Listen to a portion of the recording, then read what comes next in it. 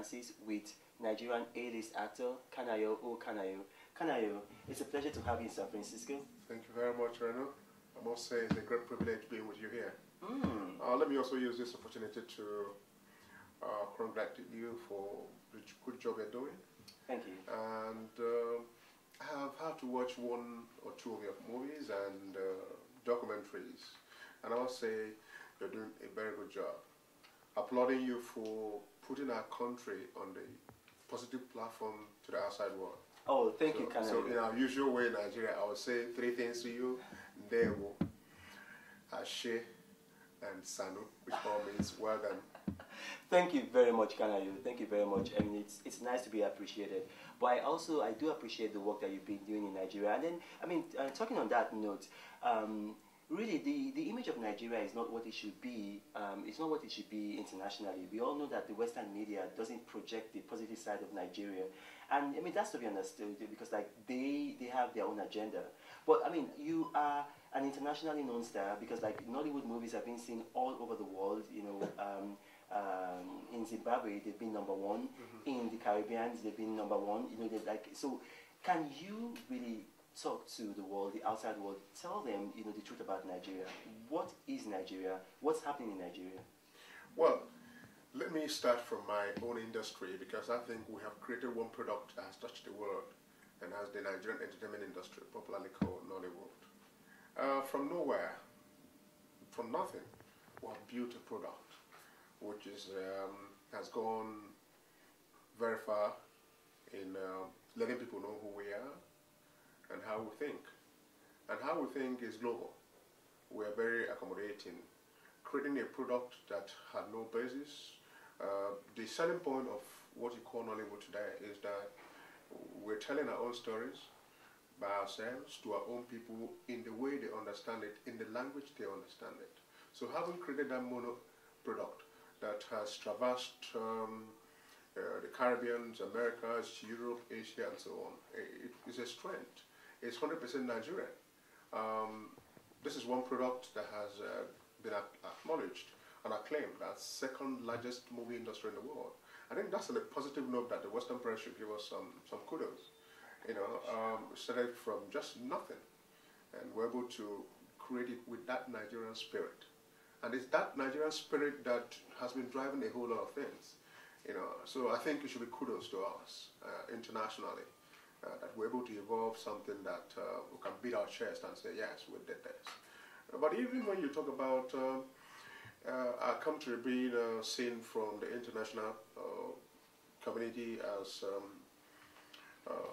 having some image problem, I think we should be given some chance to say who we are, business-wise, economy-wise, commerce, industry. I think our people have done well. For instance, Alhaji Aliko Dangote, for instance, who is today, I haven't seen from your program, Facts and Fiction, he's Africa's richest man.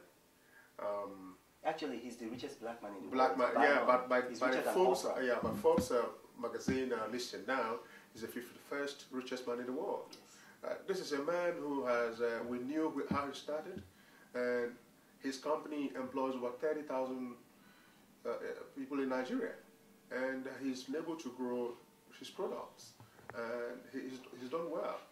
That should be also from a perspective of the international community to see that we are coming up. It could be a small tiger, or the tiger is a tiger.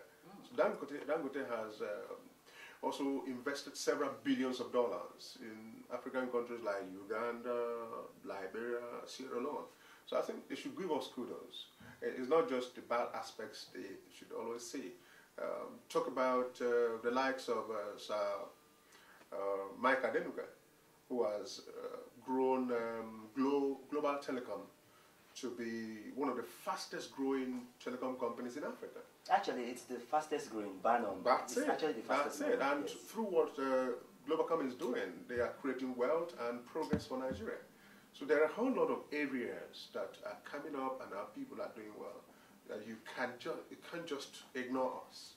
You know, is it in the areas of international awards like Pulitzer Prize, Nobel laureate. We have, it's like a distinction our people have had to create. Give it to us. I think we're doing well. The Nigerian spirit is there. You know, we need to, all we need from the West is to begin to give us that space we need as people who are in some sectors in Africa that occupy a very veritable position that affects other African countries and see us. We will continue being a scar on the conscience of the West if they don't allow Africa a breathing space. Excellent, excellent. And you know, you said something, you talked about the negative aspect of things. You know, I want to address the audience right now. You know, when you talk about this negative aspect, the most usual suspect that the Western media projects is 419, credit card fraud. But you have to understand is that this is a mere projection. It's not what it seems to be. For instance, I'll tell you, Bernie Madoff, one man, an American, scammed more than $50 billion, just one man. Now, in the history of Nigeria, 419 syndicates have not even scammed up to that amount. This is just what one man has done. And you know, there's been several incidences. There's been the incidence of the Barings incidents in England, you know, where one man, you know, wrecked Britain's biggest bank. But you see what's happening in Nigeria, you know, that Nigeria has been able to come out from under this. For instance, the whole world has had the banking incidents whereby you see there's a contraction in the banking industry. But Nigeria brought about AMCON, which is Asset Management Corporation of Nigeria, and Nigeria is probably one of the few countries on earth that her banking industry has stabilized and is now expanding to the extent that her banking industry provided $500 billion naira, that's the equivalent of probably, let's say, $3.5 billion to the real sector of the Nigerian economy. You know, so things are really happening in Nigeria. It's two-pronged, you know, like, so people talk about it. There's the economic aspect, which is what I just outlined right now, the 419 aspect of it all.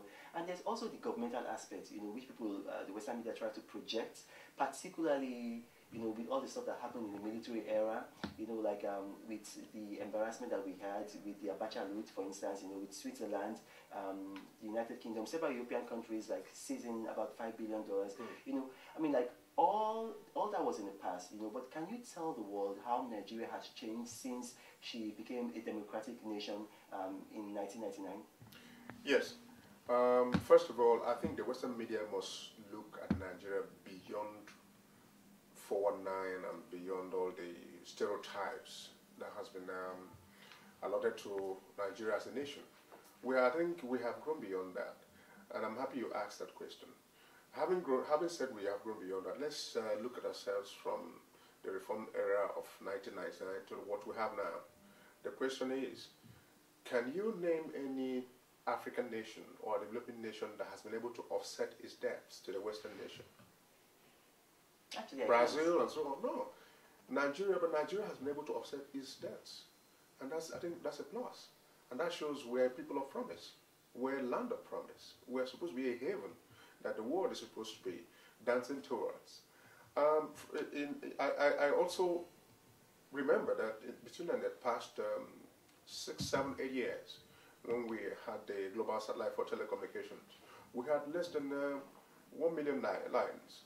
But as of 2007, from 1 million lines, less than 1 million lines, we've got about 40 million lines. Wow. And as we speak, and from records available, we have about 60 million lines now.